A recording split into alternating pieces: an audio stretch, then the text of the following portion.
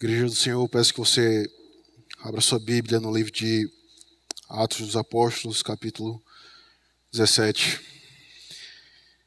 Enquanto você está abrindo a sua Bíblia, tenha em mente que o livro que está em tuas mãos, ele é mais atual do que o jornal que sairá amanhã. Creia nisso. Esta é a Sagrada Escrituras que Deus deu ao seu povo. Atos dos Apóstolos, capítulo 17. Do verso 1 ao verso 9. Diz assim a palavra do nosso Deus. Tendo passado por Anfípolis e Apolônia, chegaram a Tessalônica, onde havia uma sinagoga de judeus. Paulo, segundo o seu costume, foi procurá-los e por 3 sábados arrazoou com eles acerca das Escrituras, expondo e demonstrando ter sido necessário que o Cristo padecesse e ressurgisse dentre os mortos. E este dizia a ele: é o Cristo, Jesus, que vos anuncio. Alguns deles foram persuadidos e unidos a Paulo e Silas, bem como numerosa multidão de gregos piedosos e muitas distintas mulheres.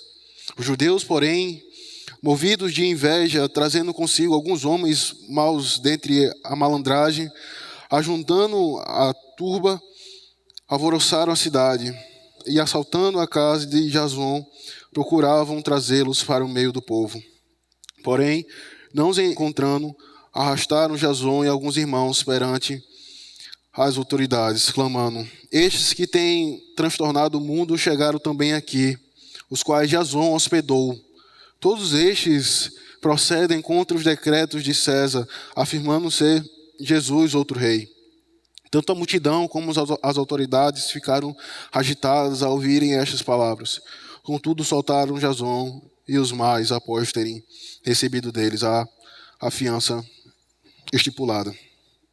Até aqui a palavra do nosso Deus, meus irmãos. Oremos. Deus bendito, nós, como povo do Senhor, estamos reunidos diante da Tua presença com os corações gratos. Porque desde o início desse culto, desde o início dessa santa convocação, o Senhor tem falado com a Tua igreja. Através da leitura da Tua palavra, através da leitura da Tua lei, como também da leitura do perdão dos pecados. Nós cantamos ao Senhor, nosso coração se alegrou por render graças ao Teu santo nome, ó Pai. Mas neste momento, o momento mais importante do Teu culto, onde o Senhor fala diretamente com a Tua igreja através da Tua palavra, nós pedimos a Tua bênção e a Tua graça sobre o Teu povo. Ó Deus, que o Senhor, pelo Teu Espírito Santo, venha desvendar os nossos olhos para contemplarmos as maravilhas e a beleza da Tua lei, como também, ó Pai, nos dá ouvidos para ouvir a voz de Cristo nessa manhã. Mas ao mesmo tempo, ó Pai, nós pedimos que o Senhor faça a Tua igreja, que o Senhor torne a Tua igreja surda para os apelos e enganos e argumentos de Satanás. Que o Senhor nos dê um coração disposto e pronto a servir ao Senhor. Por isso, ó Pai, nós rogamos a Ti a Tua graça e a Tua bênção, na certeza de que somente o Senhor é o Criador dos céus e da terra. Estás assentado no mais alto e sublime trono, assistindo e abençoando a Tua igreja em Teu santo dia. É no nome do Teu Filho Jesus Cristo, nosso Redentor e Salvador. Amém. Queridos, as Sagradas Escrituras nos diz que o homem foi criado à imagem e semelhança de Deus. E que por causa dessa verdade, o homem ele foi colocado em um lugar de destaque dentre as demais coisas criadas. No entanto, se alguém perguntasse a você o que nos separa, ou o que distingue Deus dos homens, apesar do homem ter sido criado à imagem e semelhança de Deus, há vários atributos e características que separam Deus dos homens. De novo, apesar do homem ter sido criado à imagem e semelhança de Deus, como é nos relatado lá em Gênesis, capítulo 1 e capítulo 2, apesar disso, há vários atributos e características que nos separam de Deus. Interessante entendermos isso Porque o nosso breve catecismo, em sua pergunta de número 4, ao perguntar que é Deus ou quem é Deus, as primeiras coisas que é dito sobre o ser de Deus é que ele é espírito eterno e imutável. Então, é porque Deus é espírito e eterno, é que ele pode ser constante em seus atributos, em seu ser, em seus decretos e em seus planos. É porque o Senhor ele é eterno, em espírito, é que ele pode ser constante em tudo aquilo que ele faz na sua criação e em favor da sua igreja. E essa verdade se torna mais clara ainda, por exemplo, quando o teu coração se aproxima da carta de Tiago e lá você encontra a afirmação de que toda dádiva e todo dom descem do Pai das luzes, em quem não pode existir variação ou sombra de mudança. E claramente esses três atributos, essas três características separam Deus dos homens. Porque enquanto Deus ele é um ser constante e imutável, que não varia, o homem por sua vez, ele é um ser mutável e que constantemente possui altos e baixos. Ora, se isso não é verdade, meus irmãos, quando nós observamos as pessoas à nossa volta, e daí você percebe que aquele indivíduo ele possui uma alta capacidade de implementar planos e projetos. No entanto, quase nunca ele possui a capacidade de terminá-los. Então ele começa um projeto, ele começa um empreendimento, mas no meio do caminho, quando vem a primeira dificuldade, quando vem a primeira barreira, ele então desiste daquilo. Isso está muito claro, por exemplo, até mesmo dentro da igreja do Senhor, onde jovens começam relacionamentos e qualquer dificuldade e qualquer barreira terminam seus relacionamentos e assim vão pulando de galho em galho. Ou quando nós olhamos para adultos que são inconstantes em suas palavras e também em seus projetos. E daí nós percebemos esse contraste que é estabelecido, de que o Deus que é eterno, espírito e imutável, se contrasta com o homem, que é finito e que é mutável. No entanto, se você quer um exemplo de perseverança, se você quer ser um exemplo de imutabilidade, olhe para Cristo. Porque o mesmo apóstolo que é citado aqui, meus irmãos, em Atos capítulo 17, lá é o mesmo que vai dizer, porque aquele que começou a boa obra em vós, há de completá-la até a volta de Cristo. Aquele que criou o universo, o mundo e tudo que há nele, é aquele que há de preservar a sua igreja até a volta de Cristo. E é aquele que continua a cuidar da sua igreja, mesmo nos momentos de alegrias, de gozo, de paz, como também de privações e perseguições.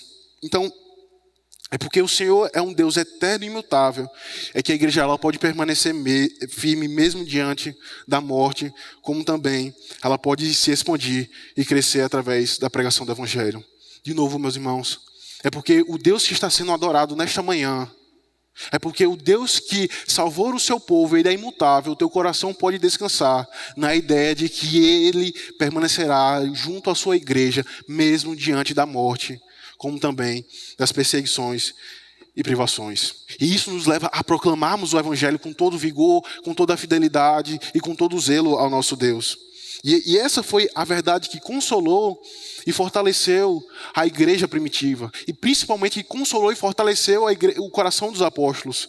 Porque se o Cristo que cumpriu a sua promessa de que o Espírito Santo haveria de vir em Jerusalém, foi na Judéia, em Samaria, certamente, como um Cristo imutável, ele cumprirá suas promessas de que o Espírito Santo alcançará outros povos e outras nações. Que o Evangelho se expandirá até os confins da terra.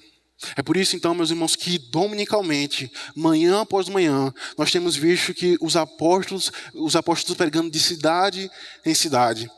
A igreja ela não permaneceu somente em Jerusalém, ela não apenas foi na Judéia e em Samaria, mas dominicalmente, pela providência do Senhor, nós temos visto esse empenho da igreja e dos apóstolos em expandir o Evangelho em várias outras cidades. E hoje, em especial, meus irmãos, está diante de nós o relato que nos mostra o episódio em que, após Paulo e Silas saírem da cidade de Anfípoli e Apolônia, eles vão para Tessalônica. E como de costume, eles faziam aquilo que Cristo havia outorgado a eles, que era de pregar o Evangelho de Cristo Jesus.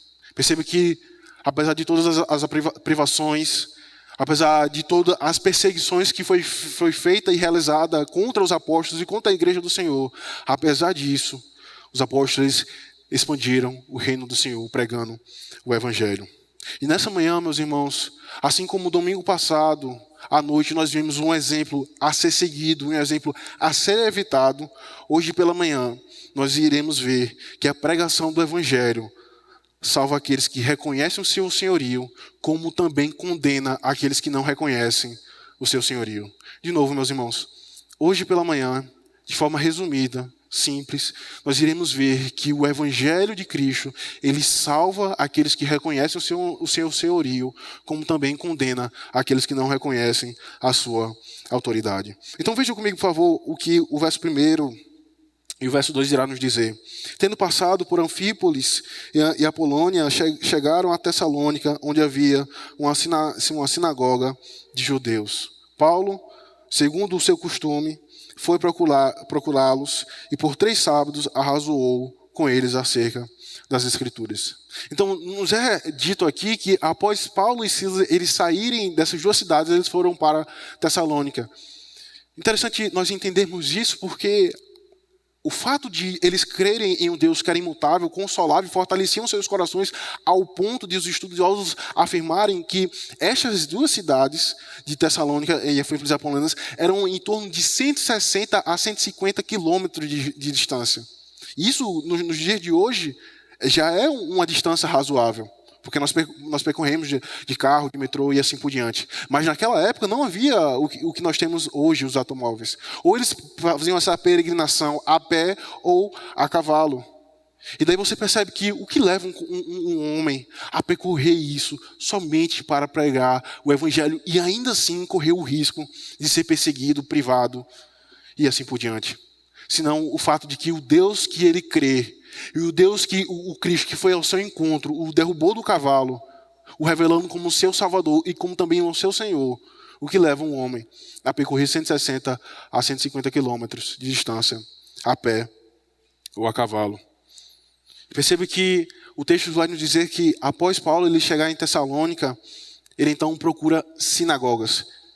Isso precisa ficar muito claro porque eu já afirmei isso, o reverendo Ageu também já afirmou que o livro de Atos é um livro mais importante do Novo Testamento porque indica justamente a transição que está sendo feita do Antigo para o Novo Testamento, da Antiga Aliança para a Nova Aliança, onde paradigmas, onde tradições estavam sendo desfeitas porque Cristo havia vindo, morrido e ressuscitado e tudo aquilo que havia no Antigo Testamento como tipos, sombras e promessas haviam se cumprido na pessoa e obra de Cristo Jesus. Então, é por isso que, ainda assim, eles precisavam pregar aos judeus. E o que é que se faz? E onde que prega o evangelho? Em uma cidade, em um local onde não há uma igreja, onde não há uma congregação. O texto vai dizer que Paulo, ele procurou uma sinagoga. Verso 2. Paulo, segundo o seu costume, foi procurá-los e por 3 sábados arrazoou com eles acerca das Sagradas Escrituras. E aqui, queridos, eu abro um parêntese, porque, novamente, sempre que nós nos aproximamos do livro de Atos, nós precisamos entender o que é um texto normativo e o que é um texto descritivo. Apenas um resumo para que os irmãos possam entender. Um texto normativo é aquilo que declara e que servirá como exemplo para as demais gerações.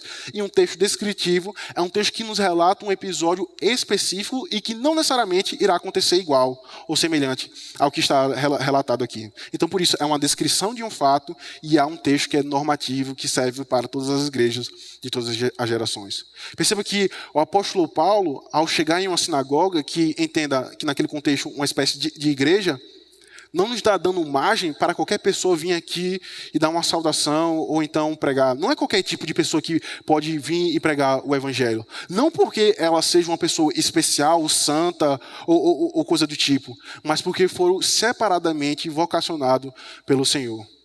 Isso fica muito claro porque o apóstolo Paulo, ele não está nos ensinando que qualquer pessoa pode vir e instruir a lei do Senhor. Mas você precisa enxergar quem era Paulo. E o próprio apóstolo Paulo vai dizer, dentre a tradição, que ele era um rabino. E como rabino, ele tinha a autoridade e a oportunidade de, ao chegar em uma sinagoga, instruir a respeito da lei, da lei moral. E essa é a glória do Evangelho, quando nós observamos a providência do Senhor guiando a sua igreja. Porque o Senhor converteu um homem que tinha a capacidade e a oportunidade de instruir aos judeus nas sinagogas. Coisa que não era qualquer um que podia fazer isso. Mas o apóstolo Paulo, como um rabino, como alguém que foi instruído aos pés de Gamaliel, como nós já vimos aqui pela manhã, ele podia entrar em uma sinagoga e pregar o evangelho à luz do Antigo Testamento. E perceba que o texto ainda vai nos afirmar que por 3 sábados arrasou com os judeus, com aqueles irmãos. Interessante enxergarmos isso também no texto, porque naturalmente, por vezes, há uma tendência dos nossos corações de afirmarmos coisas do tipo: de novo esse tema? De novo está sendo tratado sobre a lei do Senhor, como nós iremos nos programar para vermos 12 estudos e 12 aulas a respeito do dia do Senhor? Porque nós precisamos constantemente sermos instruídos a respeito de determinado assunto. Porque o nosso coração, meus irmãos, ainda carrega uma natureza mortalizada pelo pecado. Certamente Cristo salvou a sua igreja, Cristo imputou a sua justiça, mas ainda há em nós vestígios de um velho homem. Por isso que o apóstolo Paulo vai dizer do conflito que há com a carne e com o Espírito Santo. E esta carne tem uma tendência de esquecer dos benefícios e de quem Cristo é. Por isso, a necessidade de dominicalmente nós pregarmos o evangelho. Porque semanalmente você esquece de quem Deus é, quem é você e o que Ele fez por você em Cristo. É por isso que dominicalmente você tem que ouvir a respeito de Cristo Jesus. E daí você prega o evangelho ao indivíduo, às vezes uma vez basta, e aquela pessoa ela cai em prantos, ela cai em choro. Mas aí você tem que pregar mais uma vez, e assim por diante. E isso foi o que Paulo ele fez para com aqueles judeus. Ele por 3 sábados arrasou pregando o evangelho. E o verso 3 nos mostra qual foi o conteúdo da sua pregação. O conteúdo da sua pregação foi o Antigo Testamento à luz daquilo que Cristo havia feito. Então o apóstolo Paulo, ele abriu o Antigo Testamento, que era o que ele tinha em mãos, e ele mostrava os tipos, sombras e as promessas que se cumpriam na pessoa de Cristo Jesus. Porque Paulo estava diante de crentes, Paulo estava diante de judeus que acreditavam em Yahvé, no Deus do pacto, no entanto, não conseguiam enxergar Cristo como sendo o Messias que havia sido prometido no Antigo Testamento.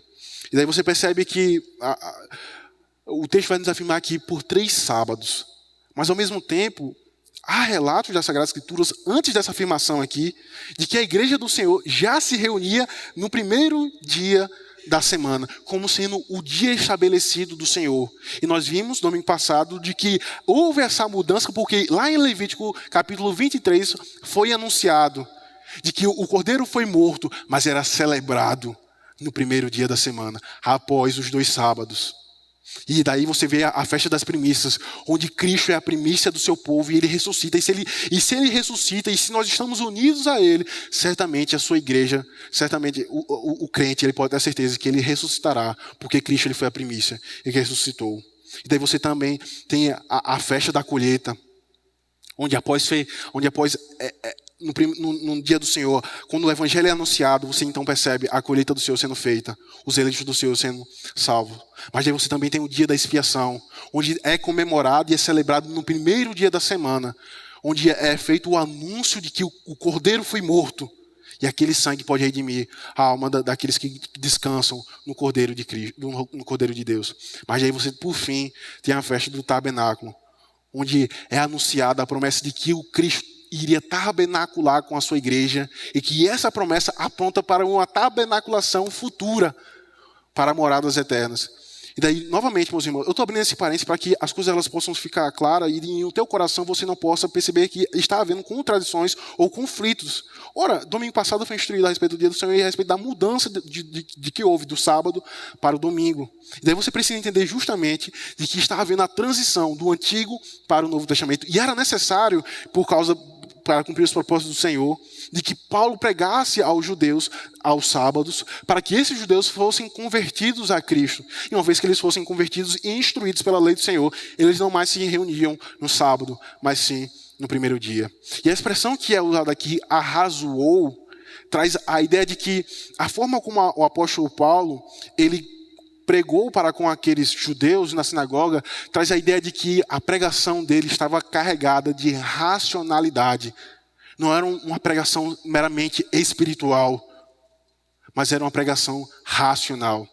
Interessante nós enxergarmos isso porque há uma tendência na Igreja do Senhor de fazer essa distinção de que fé e razão são duas coisas distintas. No entanto, esse texto, dentre vários das Sagradas Escrituras, nos provam de que a forma como o apóstolo Paulo ele pregou a esses judeus foi de forma racional, usando a racionalidade. Isso fica muito claro devido a duas palavras que aparecem no versículo 3, onde vai nos dizer que o apóstolo Paulo estava expondo e demonstrando. Ou seja, essas duas palavras trazem a ideia de que o apóstolo Paulo estava colocando fatos e evidências nas balanças. Ele estava colocando episódios que aconteceram no Antigo Testamento e como eles se aplicavam no Novo Testamento.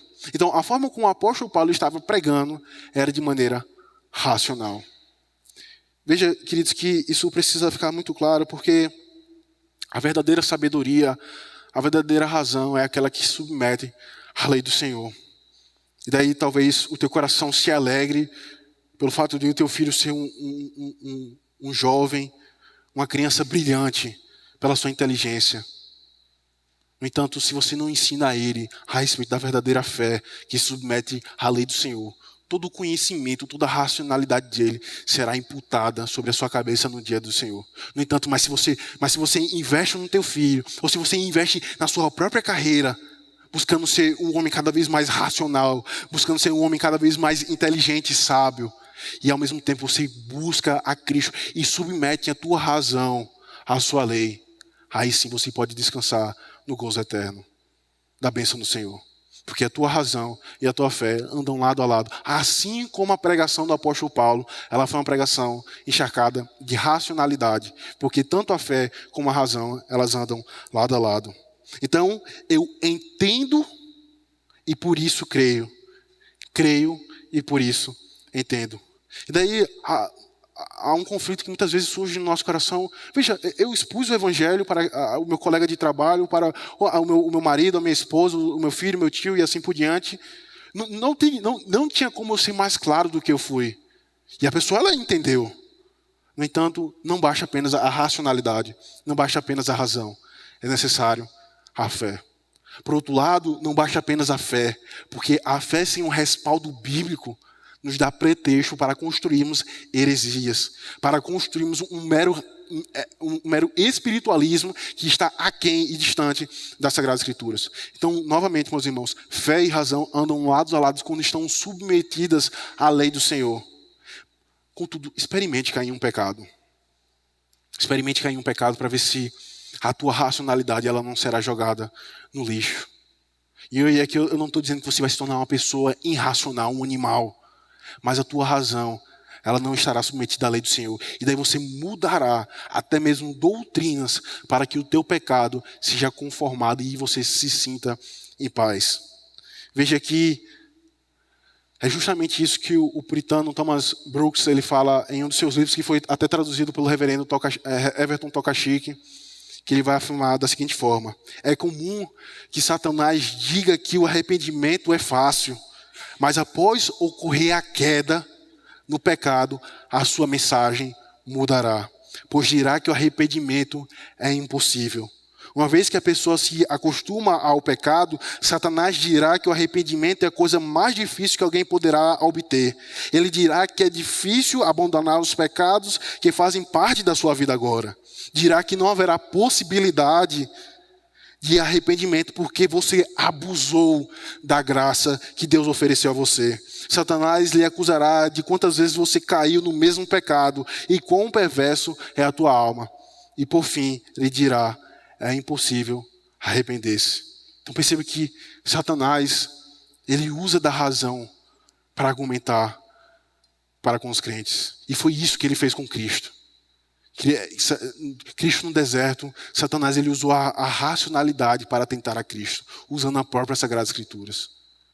Mas perceba que somente a razão, quando está submetida à lei do Senhor, ela nos serve tanto para o consolo, como também para confrontar e nos fazer surdos, como foi dito na oração hoje pela manhã, aos apelos e enganos de Satanás.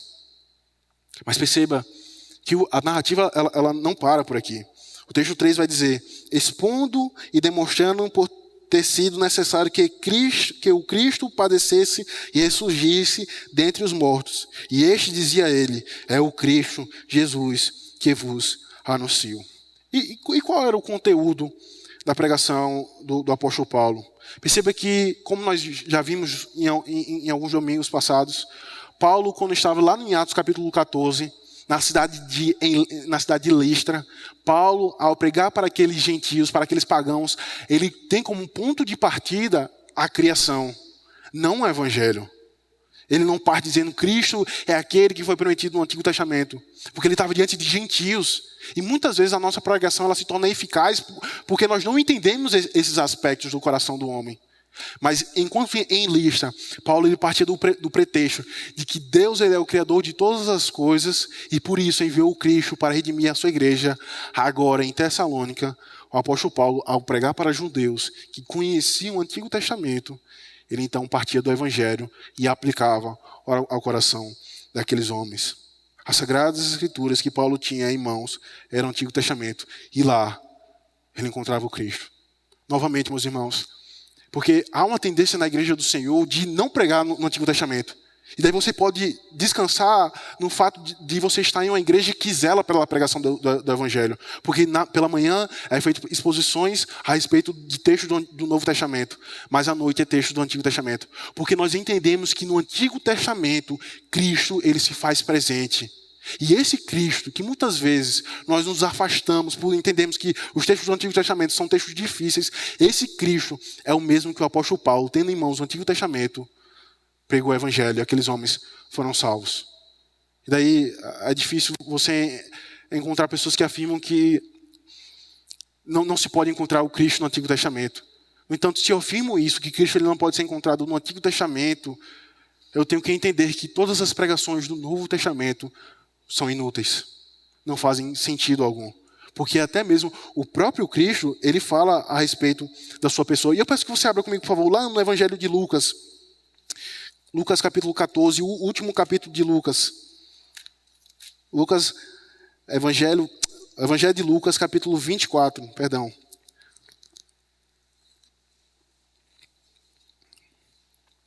Lucas, capítulo 24, verso 26 e 27. Porventura, não convinha isso Cristo dizendo, que Cristo padecesse e entrasse na sua glória, e começando por Moisés, discorrendo por todos os profetas, expunha-lhes o que a seu respeito constava em todas as Sagradas Escrituras. Veja o verso 24. A seguir Jesus lhe disse, são estas as palavras que eu vos falei, estando ainda convosco. Importava-se que se cumpria tudo o que de mim estava escrito na lei de Moisés, nos profetas e nos salmos. Então lhes abriu o entendimento para compreenderem as Escrituras. E lhe disse, assim está escrito que o Cristo havia de padecer e ressuscitar dentre os mortos no terceiro dia, e que em seu nome se pregasse arrependimento para a remissão de pecados a todas as nações, começando em Jerusalém. Perceba que o próprio Cristo diz que o Antigo Testamento fala a respeito de sua pessoa e de sua obra. No entanto, o verso 25 vai dizer, então lhes abriu o entendimento para compreender. Então, o próprio Cristo ele usou da racionalidade ao expor como o Antigo Testamento apontava para a sua obra, mas o Espírito Santo precisava abrir o entendimento daqueles homens.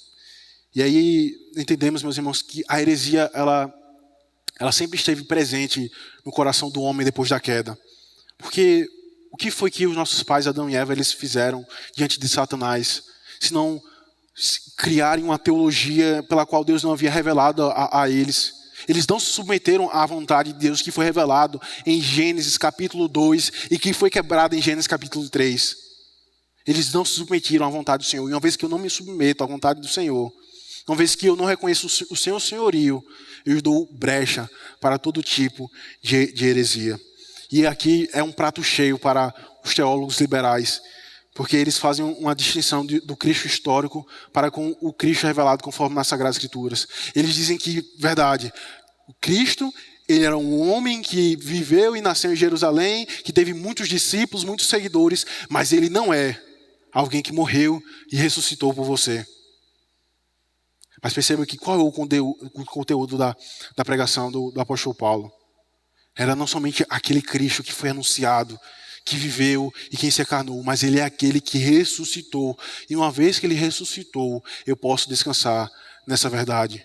Porque até o próprio apóstolo Paulo, lá na frente, ele vai dizer na primeira carta aos Coríntios: se Cristo não ressuscitou, vã é a nossa fé. Se Cristo não ressuscitou, o que você está fazendo nesta manhã é uma utopia, é mais uma invenção de homens. No entanto, se Cristo ressuscitou, teu coração pode descansar na certeza de que Ele cumprirá as suas promessas e também voltará para buscar a sua igreja. Este é o consolo para aqueles que ouvem a pregação do Evangelho, reconhecem o seu senhorio e são salvos. Porque foi isso que aconteceu. O verso 4 deixa isso de uma maneira muito clara. Volte para Atos capítulo 17.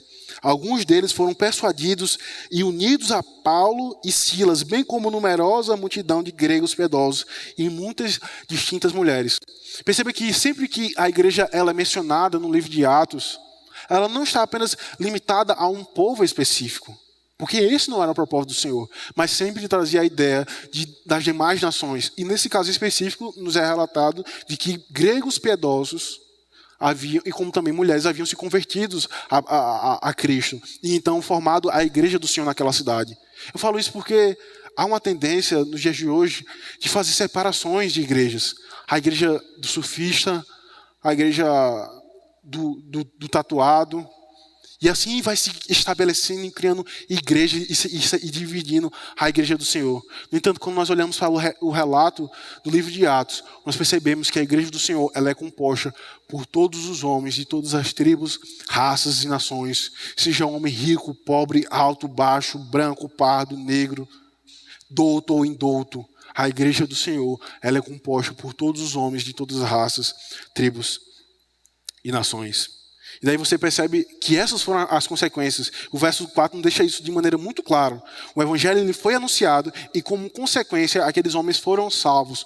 Porque não apenas reconheceram um Cristo que foi anunciado no Antigo Testamento, mas eles também reconheceram o senhorio do Senhor. Mas aí agora você enxerga um outro aspecto da pregação. Porque a pregação ela é uma bênção para aqueles que reconhecem a Cristo como seu único Salvador. Mas ela é um brado de maldição e de condenação para aqueles que não reconhecem o seu senhorio. E daí você vai perceber, a partir do verso 5, acompanhe comigo. Novamente, primeiro, nós já vimos o que a pregação, uma vez que ela é feita, ela salva aqueles que reconhecem o seu senhorio. E agora, por fim, já caminhando por fim, nós observamos que a pregação do evangelho, uma vez feita, ela serve para a condenação daqueles que não reconhecem a Cristo e o seu senhorio. Verso 5 diz o seguinte: os judeus, porém, movidos de inveja, trazendo consigo alguns homens maus dentre a malandragem, ajuntando a turba, alvoroçaram a cidade e, assaltando a casa de Jason, procuravam trazê-los para o meio do povo. Porém, não os encontrando, arrastaram Jason e alguns irmãos perante as autoridades, clamando: estes que têm transtornado o mundo chegaram também aqui, os quais Jason hospedou. Todos estes procedem contra os decretos de César, afirmando ser Jesus outro rei. Tanto a multidão como as autoridades ficaram agitados ao ouvirem estas palavras. Contudo, soltaram Jason e os mais, após terem recebido deles a fiança estipulada. Então perceba que havia judeus naquela sinagoga. E o texto nos relata que muitas pessoas, após ouvirem a pregação do evangelho, se converteram a Cristo. No entanto, uma vez que a pregação do evangelho ela é feita, possui também em nosso meio pessoas que não reconhecem e não querem ouvir a voz de Cristo. E foi isso que aconteceu com judeus que não se submeteram ao Cristo. E o texto vai nos dizer que eles se encheram de inveja. E o ponto é, os judeus eles não tinham uma mera raiva e uma inveja aleatória. Mas a inveja e a raiva deles eram maior pelo fato de um rabino ter se convertido a Cristo. E agora ele não mais está ensinando simplesmente a lei moral do Senhor, mas está aplicando essa lei ao Evangelho, ao Cristo. E isso causava repúdio e ódio em seus corações. Porque uma vez que Cristo está sendo anunciado e os eleitos estão sendo salvos, as sinagogas estão esvaziando. E a minha autoridade, que eram homens extremamente vaidosos, estava sendo esvaziada. E daí você percebe com base no verso 5 que esses homens eles se encheram de invejas e buscaram perseguir Paulo e Silas. O verso 5 não deixa isso muito claro, mas outras versões deixam isso, dizendo que Paulo e Saulo e Silas estavam hospedados com Jason. No entanto, apesar da nossa versão, a área, não deixar isso muito claro, ela deixa isso muito claro no verso 7, os quais Jason hospedou. E daí você percebe que, uma vez que os homens eles queriam destruir a igreja do Senhor, eles não se reuniram, eles não se agruparam simplesmente com autoridades ou com pessoas do alto escalão. Mas eles se reuniram, como o verso 5 vai dizer, com pessoas da malandragem, com pessoas que amavam, e outras versões vão dizer despreocupados, ou a vadiagem, pessoas que vivem uma vida aquém, pessoas que não trabalham, que não fazem coisa alguma. E quem é os malandros, meus irmãos, dos dias de hoje? Porque assim como ocorreu em Atos capítulo 17, esses mesmos malandros, eles reavivados nos dias de hoje. Quando você percebe pessoas, homens e mulheres, destruindo a cidade, destruindo a ordem da cidade, homens que, ao perseguir e lutar contra a igreja do Senhor, levando a bandeira do orgulho gay. Esses são os malandros e os perseguidores da igreja do Senhor. Daí você percebe que, ao mesmo tempo, o texto não nos ensina, em nossos corações, alimentar um ódio contra essas pessoas. Porque assim como nós vimos em exposições passadas, com o paralelo de Jonas e Cornélios, prega ao teu inimigo. Apesar de estes serem os inimigos da igreja do Senhor, homens malandros, homens que amam a vadiagem, homens que amam a baderna, ainda assim eles devem ser alvos da proclamação do Evangelho. E daí você percebe que o texto irá nos dizer que, não encontrando Paulo e Silas, eles levaram Jason para o tribunal. E daí há uma característica que o texto ele deixa muito claro, de que aqueles homens, aqueles juízes que julgaram a Jason e os demais, eles não eram tão ímpios como os seus acusadores, que conheciam o Antigo Testamento. Daí, neste tribunal, a maldade e a impiedade não prosperou.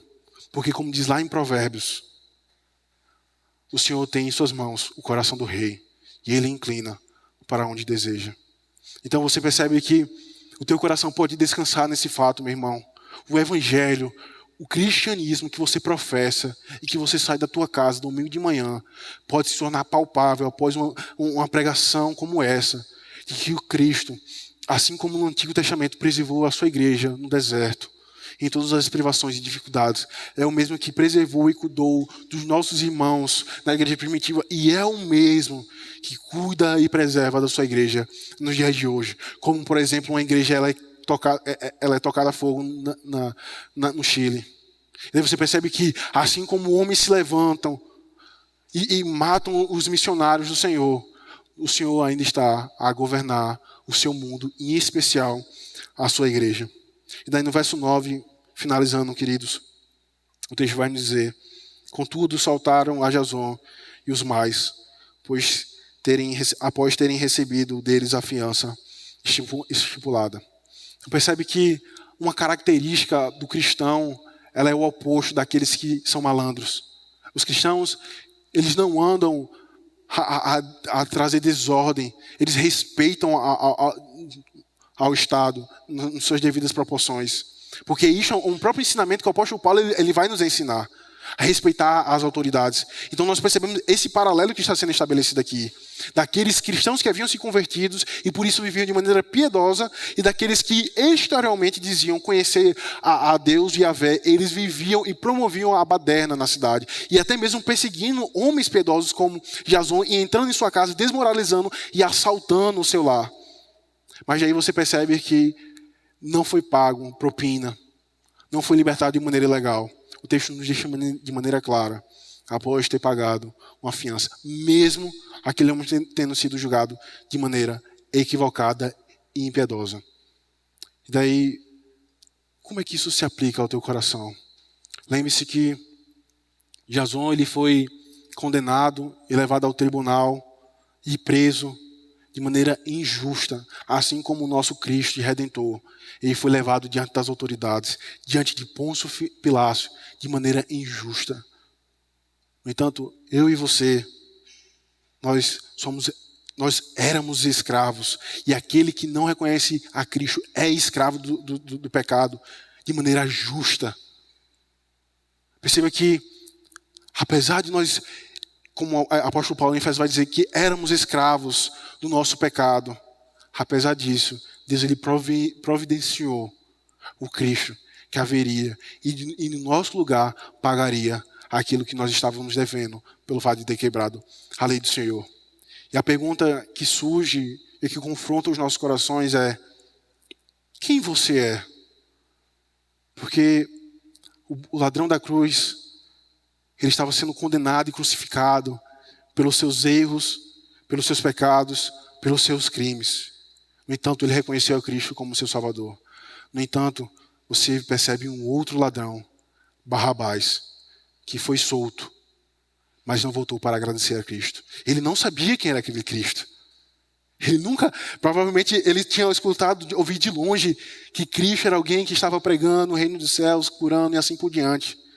No entanto, você não vê nenhuma característica no coração de Barrabás voltar-se para Cristo para agradecer, uma vez que ele estava sendo liberto de maneira injusta, tendo em vista que Cristo não fez crime nenhum.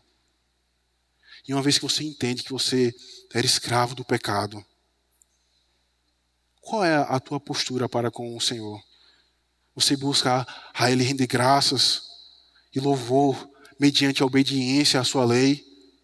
Ou você de maneira displicente despreza aquilo que Cristo, aquilo que o Senhor diariamente e dominicalmente através da pregação do Evangelho tem feito por você? Lembre-se, meus irmãos, o que motivou, o que consolou e fortaleceu o coração dos apóstolos era o fato deles crerem em um Deus que era imutável. E uma vez que você foi alcançado por Cristo, uma vez que você professa a tua fé em Cristo, não fique no caminho, porque os apóstolos não ficou. Eles progrediram mesmo diante das privações, desânimos. Eles progrediram proclamando o Evangelho de Cristo Jesus. Porque é isso que o verdadeiro Evangelho ele faz. Ele salva a vida daqueles que reconhecem o senhorio de Cristo. Mas é uma condenação para aqueles que não conhecem o senhorio de Cristo. Que o Senhor então nos abençoe. Amém.